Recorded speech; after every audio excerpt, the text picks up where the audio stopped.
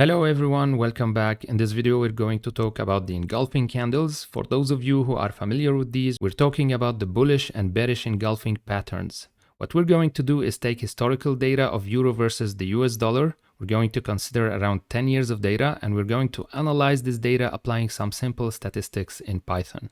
So by the end of this video, we would have a clearer idea if these patterns actually mean something statistically, or it's just a myth, which might be crucial if you are trying to build a trading strategy using candles as indicators. Also, if you are interested, you can download the complete code from the link in the description below. It's a Jupyter notebook file, so you can simply relax and enjoy this video. Basically, the engulfing patterns are presented in two different forms. The bullish pattern is when you have multiple downtrend candles followed by one uptrend candle that starts at or below the closing price of the last down candle, and it closes higher than the opening price of the previous candle. So usually this pattern indicates that we are going to have an uptrend from this point on, and the bearish engulfing pattern is exactly the symmetrical, meaning when you have an uptrend candles followed by a bearish engulfing pattern, meaning a candle starting at or higher than the closing price of the previous candle and closing below the opening price of the previous candle.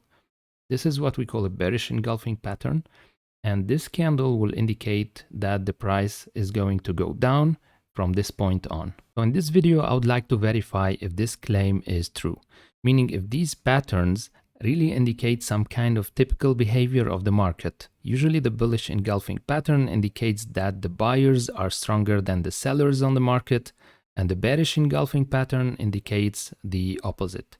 So the way we're going to verify this is that we're going to write a code in Python to detect when we have a bullish or a bearish engulfing candle. And then we're going to check the following few candles. It could be 1, 2, or 3 candles, or even more, to see if the price is going up or down. More precisely, we are going to consider the closing price of the last engulfing candle, if we are talking about the bullish engulfing pattern. Then we are going to consider all the high values of each of those considered candles. Then we're going to measure the difference between the high and the closing price of this candle. So the 3 highs will have 3 different values. Let's call this a little d, and then we're going to test if this difference or any of these differences is higher actually than a certain limit, a variable that I'm going to define. This one could be 20, 30, or 40 pips, something that is dependent on your choice. And then we're going to count the percentage of times that this difference is higher than the pips limit x. Same thing for the bearish engulfing pattern. We're going to consider the lowest values of the following candles and see if this difference between the closing price of the engulfing candle and these lows is higher than our variable x. In other words, what we are doing here is that we are taking the last closing price of the engulfing candle, and we are checking if the price afterwards would exceed a bullish or a bearish value within 2 to 3 candles.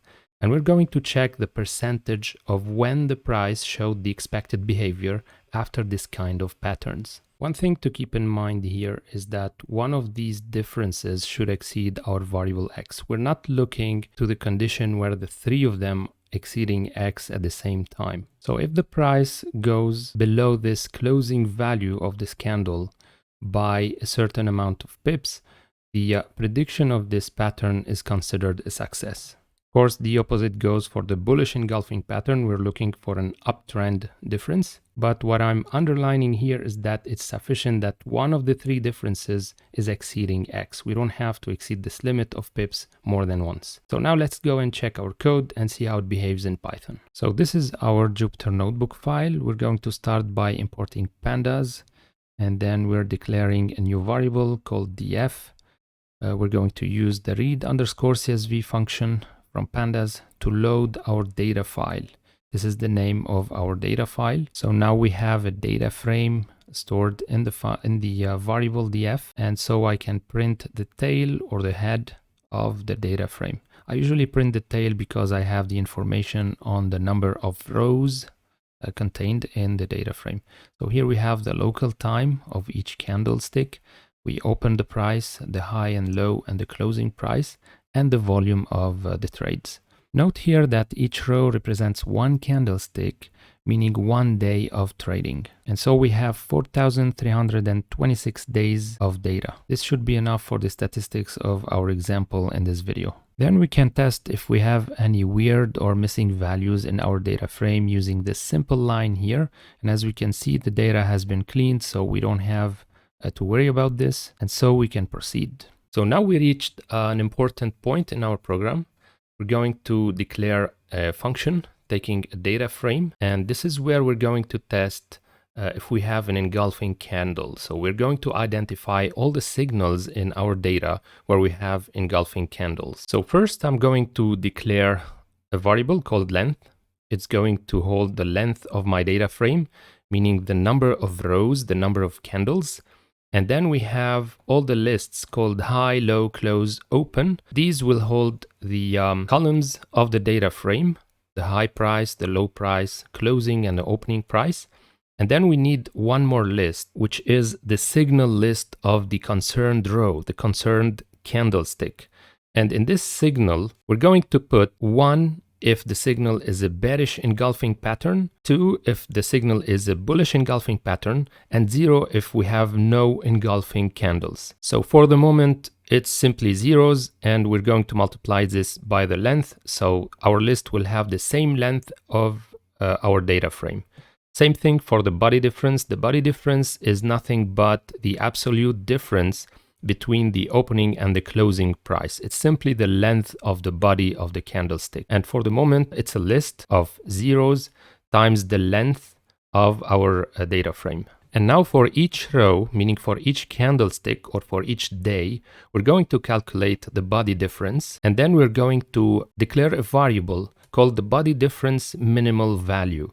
Here I'm putting it equal to 0.003. It's around 30 pips. And this will help me to disregard all the signals where the body difference of these candlesticks is less than this value. Why? Because I don't want to take the small candlesticks where the market is not sure, it's uncertain, you don't have a strong trend, either bullish or a bearish trend.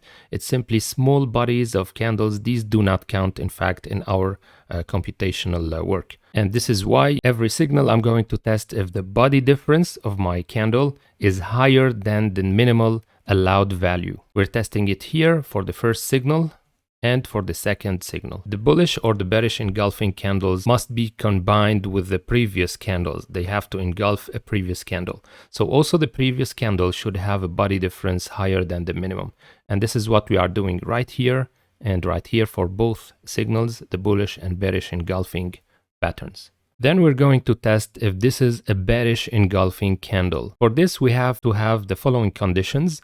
The open of the previous candle should be less than the closing price of the previous candle. So it should be a downtrend candle. And the opening of the current candle should be higher than the closing price of the current candle. So it should be an uptrend candle. So we have a downtrend candle combined with an uptrend candle, but also the opening price of the current candle should be higher or equal to the closing price of the previous candle.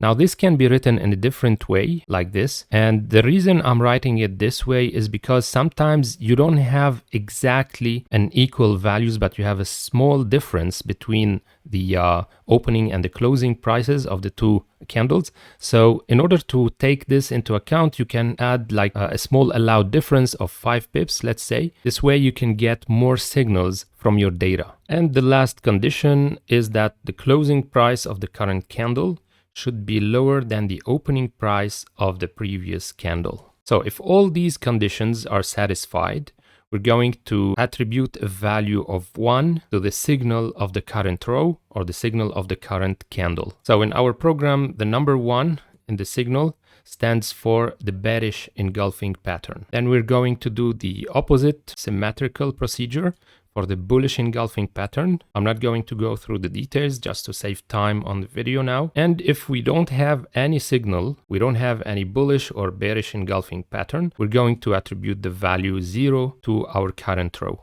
So that would be the end of our function. At the end, we have to return the signal list, and I'm going to add this list to the last column of my data frame. So the data frame new column called signal1 is equal to the function's return value. And just to make sure that things are working properly, I'm going to count how many signals equal 1 I have in my data frame through the 16 years of data. So if I'm running all of this, I'm going to run it again just to see if it's working. And with the provided conditions, we have 63 signals of bearish engulfing patterns. Now we have to pay attention that 63 is not much over 16 years. And we need to have enough data if we want to do some statistics. So for this, I'm going to ease up a bit on my conditions. I'm going to put a 0 here, so I don't have to have a big difference between the opening price of the current row and the closing price of the previous row. And I'm going to run this again. And here we have 131 signals over 16 years. And for the bullish engulfing pattern, we have 117 signals over the 16 years. So in total, we have 248 signals divided by 16. It makes around 15 signals per year. So you have to expect around 1 signal per month. We should be aware of this if you are building a strategy around what is presented in this video. Okay, so now we can move on with the program.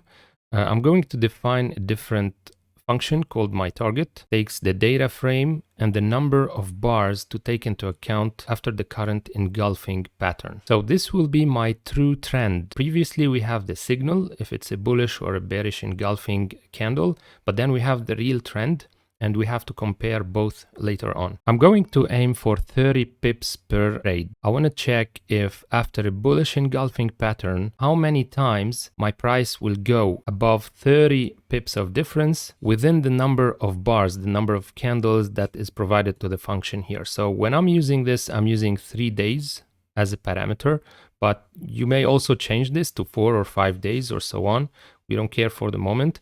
Let's just count for 3 days. So when I'm making a trade, I would like to have my 30 pips within 3 days. Just as we have explained in the algorithm at the beginning of this video, I'm going to look for all the rows after the engulfing signal, and I'm going to check if the price will exceed this difference, what's called pip lim here, in one of the 2 directions. So if it is going down, I'm going to put a signal equal 1, so it's a downtrend. I'm calling it this way. If the 30 pips are exceeded going up, there's a high price, I'm going to put a trend equal 2. And if the price is going to stay between minus and plus 30 pips, we're going to call this a trend equal 0, so we don't have a clear trend at this stage. And the function will return the trend category list, which we will be storing later on in our data frame as a column.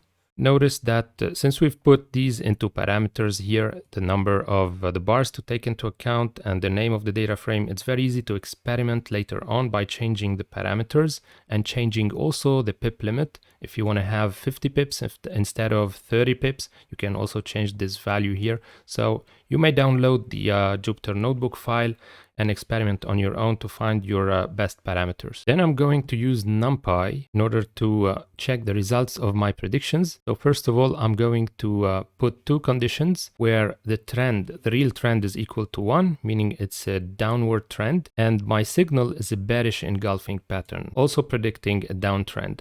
So if both are true, I'm going to write 1 in my result column that I'm going to add to my data frame. And if both the real trend is equal to 2 and the signal is a bullish engulfing signal, meaning it's equal to 2, then I'm going to put in my results column the number 2. So I have number 1 and number 2 in my results column only when my predictions are going along with the real trend. And this will allow me to calculate precision of my prediction. So if I'm doing this for the trend equal 1, meaning for the bearish engulfing pattern, we're going to print the number of times my result is equal to 1, meaning the number of times my predictions were correct for the downward trend, divided by the number of times I predicted this trend. I only had the signal equal to 1. So this is going to give me the precision of my predictions, meaning the number of times I really had a good prediction divided by all the predictions in that same direction. And we can see that 74% of the times my predictions were correct for the downward trend, meaning a bearish engulfing pattern is correct 74% of the times. Just keep in mind, taking into account the conditions that we have here with the 30 pips and taking 3 bars up front, meaning 3 days after the signal. We could take more, it might change. Let's take 4, for example, here. And 4 days after the signal, we're going to stay at, let's say, 74, 75%. But if we take only 2 days after the signal, we're going to have around 70 or 71%. So you can see it's sensitive to whatever you put here in these parameters. If you put 50 pips instead of 30 pips, we're going to have something more difficult, 62%, around 61, 62%. So just keep in mind that whatever you put here is going to influence your results. Let's stay 30 pips. Let's not be too greedy. And we can try the same thing for the bullish engulfing pattern. I'm going to check it out. It's 56, 58%, 59%. So I'm going to give it more time. Let's say 3 days. Going back to 3 days, and it's around 82%. So notice how much it changes taking either 2 days after the signal or 3 days after the signal. We went from 60 to 82%. So this is how you can test your precision of your predictions. And also I'm interested in the false positives, meaning when my prediction was, let's say, an uptrend, but then I had a zero trend or a downtrend. And for this, I'm using this command here, and I'm going to check these. I'm going to print all the bars where I had false positives. For example, here I had a signal equal to 2, then the trend is actually a bearish trend. So you can see the column result is equal to 0 in this case because these two are different, and here the same, and so on. The reason I'm printing these is because we can test graphically, we can see visually what is going on. I'm going to take the number of this candlestick, for example, 224, and I'm going to use the last part of my code trying to print the candlesticks, let's say from 200 up to 250, and I'm going to execute this, and this is how it looks like. So we're going to check the candle number 224. It is this one, the green one here, and as you can see, it's a bullish engulfing candle, but then the price doesn't go up enough. Actually, it's going down, so it's a downtrend, but we have predicted an uptrend. So this is one of our false positives, false signals. We can also verify another one. It would work the same. Let's say 417. I'm going here. I'm going to plot from the candle number 400 up to 450, let's say. Plotting this, 417 is a very strong bullish engulfing pattern, but then the price goes down here, and it seems that it's touching, let's call it my stop loss limit before going up. So this should be combined with a good strategy if you're going to use these candles. So now I'm going back to the percentages or the precisions. We've seen that we have 82%, and for the downtrend we have around 74%. Actually, this is not bad at all. But how do we know that this is really a significant predictive result? We're going to compare this with a random choice. So I'm going back to my signal function, and instead of doing all of this, instead of testing the engulfing signals, I'm going simply to replace my signal category by a random choice between one of those three numbers, either 0 or 1 or 2. And for this, I'm going to need to import my random package and using the random choice function. So let's go ahead and run this.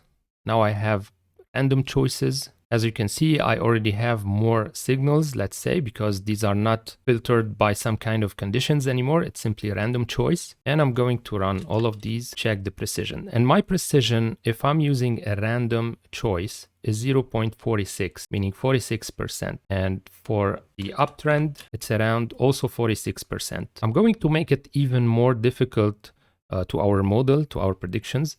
Let's remove the 0 and say we are simply predicting randomly. It's either an uptrend or a downtrend. And here we're going to have something around 50%, 48% or so. And for the downtrend, we're going to have also 48%. And even if I'm going to replace all my choices by one number, giving it the maximum chance, it's going to give me something around 48%. So we're never going above 50%. But with the candlestick patterns, in fact, we are going up to 80%. And this is kind of significant. Now it's up to you to choose a strategy that would save you from the times that you are losing, which are 20% of the times, using these exact values, this exact setup. And if you want something more powerful, you might want to combine these signals with a different indicator, maybe the slope of the trend, maybe the slope of the moving averages, or something else. So I think there is a potential using candlesticks, either the shooting star or the engulfing patterns. Here in this video, we've demonstrated that the engulfing patterns are a good indicator to be used, but they are not sufficient to be used alone. It might be safer to combine those with a different indicator. So that's all I had to tell you about the engulfing patterns. I hope you guys liked it. You might take the Jupyter notebook file and try these for the 4 hours data, because here I'm using the daily data, so you will have a higher number of signals. I personally prefer the daily charts because I find them less noisy with less uncertainty, which makes it easier for such kind of studies. Good luck to you, have a safe trading, and see you next time.